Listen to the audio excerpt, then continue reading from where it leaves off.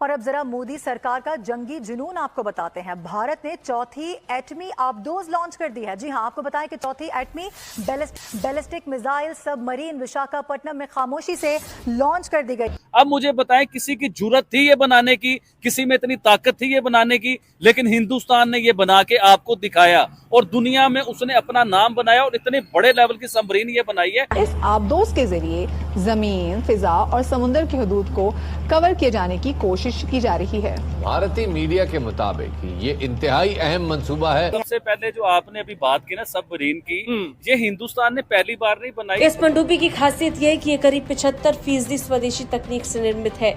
इसमें 3500 kilometre range की के 4 परमाणु मिसाइलें लगी हैं, जिन्हें वर्टिकल लॉन्चिंग सिस्टम के जरिए दागा जा सकता है। एक तो न्यूक्लियर में ये एडवांटेज रहता है कि आपको वो कहेंगे जी आप एनवायरनमेंट फ्रेंडली है, ठीक है।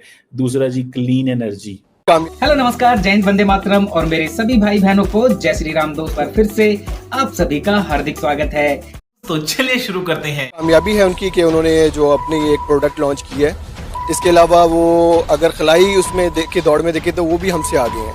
मुझे बताएं चौधरी साहब, क्या हमारे पास वो टेक्नोलॉजी है? क्या हमारे पास वो पैसा है? क्या हमारी 5वीं बड़ी इकोनॉमी दुनिया की है? क्या हमारे पास इतनी हिम्मत है? S4 सबमरीन के 75% आलात मकामी तौर पे तैयार किए गए हैं। भारत की नई एटमी आबदोज पर 3500 किलोमीटर तक मार्क करने वाले 4 न्यूक्लियर बैलिस्टिक मिसाइल नस्ब होंगे।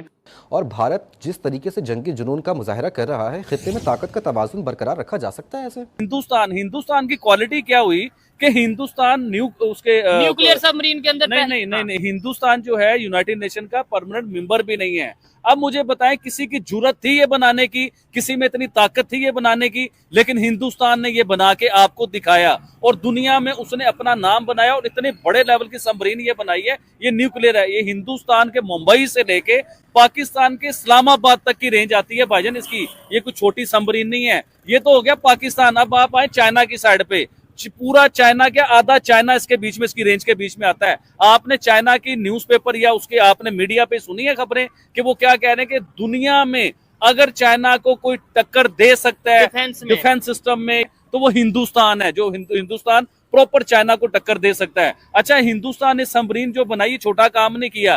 देखे पाकिस्तान के, आपको याद होगा काकड़ साहब जो पाकिस्तान के वजीर आजम रहे, उन्होंने हिंदुस्तान के बारे में एक ऐलान किया कि हमें कश्मीर को लेके हिंदुस्तान से 400 जंगें भी लड़नी पड़ी तो हम 400 जंगें लड़ेंगे। हमें 400 जंगों में फंसा के 400 जंगों की बात करके आप चले गए।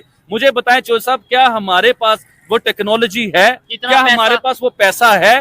क्या हमारी 5वीं बड़ी इकोनॉमी दुनिया की है जो हम 400 जंगों की बातें करते हैं? नहीं, जो हम न्यूक्लियर सबमरीन बना लें। और क्या हमारे पास इतनी हिम्मत है कि मतलब हमारे पास लेट्स सपोज पैसा भी है, हमारे पास टेक्नोलॉजी भी है, हम न्यूक्लियर सबमरीन बना भी सकते हैं, लेकिन क्या हमारे पास इतनी हिम्मत है कि हम अमेरिका का प्रेशर बर्दाश्त कर सकें? हम तो अगर ईरान की देखें न्यूक्लियर सबमरीन बनाने के, देखें मैं आप अपनी बात सबसे पहले लेके आता हूँ पाकिस्तान के ऊपर। पाकिस्तान ईरान के साथ गैस पाइपलाइन के ऊपर बहुत बड़ा काम चल रहा था, जिसके ऊपर ईरान पाकिस्तान को इस टाइम धमकियां भी दे रहा है कि हम आलमी अदालत में आपको लेके जाएंगे अगर आपने गैस पाइपलाइन कंप्लीट ना की। वो गैस पाइपलाइन किस वजह से कंप्लीट नहीं हो रही, ये भी तो देखे ना आप कि हम अमेरिका से डरे हुए हैं। अमेरिका हमें रोकता है, हम रुक जाते हैं। हिंदुस्तान ने वो आपको न्यूक्लियर सबमरीन जो बना के दिखाई है, वो डरा दुनिया से, किसी की मुल्क से या किसी पावर से या किसी सुपर पावर से या दुनिया की 5 बड़ी इकोनॉमी से, किसी से वो डरा है। उसने सबमरीन आपको बना के दिखाई। उसे नहीं डर था इस चीज का कि मेरे ऊपर पाबंदियां लग जाएंगी या सैंक्शन मेरे ऊपर लग जाएंगे,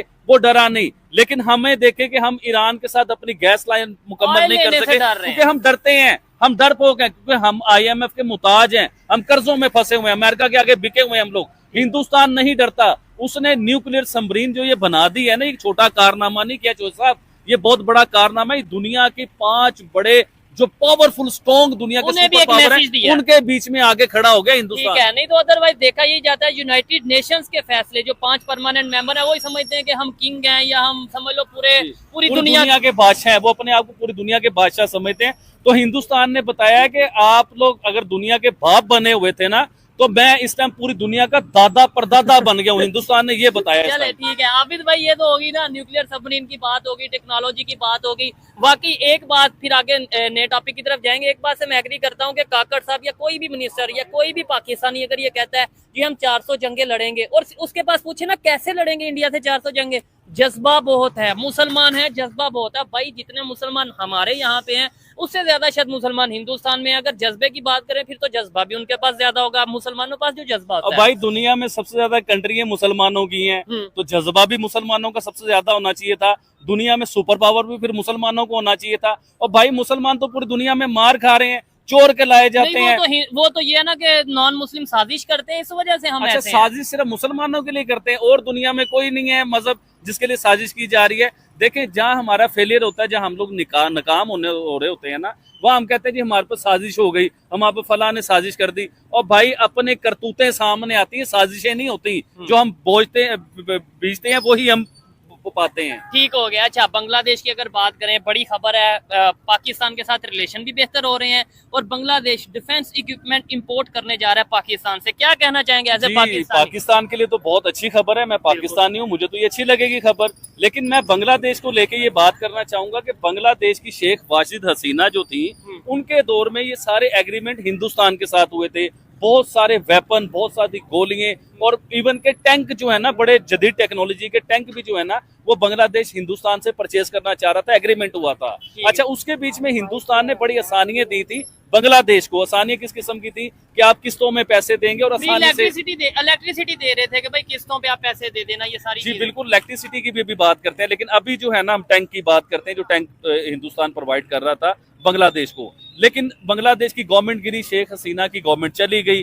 उसके बाद अब नए वजीर आजम आए बांग्लादेश के, वो चाइना के साथ भी बहुत से एग्रीमेंट कर रहे हैं, एनर्जी के ऊपर भी एग्रीमेंट कर रहे हैं। उसके अलावा उन्होंने पाकिस्तान के साथ ये एग्रीमेंट करने को जा रहे हैं कि पाकिस्तान से जदीद टेक्नोलॉजी के वेपन खरीदे जाएंगे, बहुत ज्यादा गोलियां खरीदी जाएंगी, टैंक खरीदे जाएंगे। देखिए, मैं आपको ये बात करना चाह रहा हूँ कि पाकिस्तान की इकोनॉमी कहाँ पे है और हिंदुस्तान की इकोनॉमी कहाँ पे है। हिंदुस्तान के साथ आपके जो प्रोजेक्ट चल रहे थे शेख हसीना वाजिद के दौर में, वो आपके मुल्क को तरक्की देने की तरफ और आगे ले जाने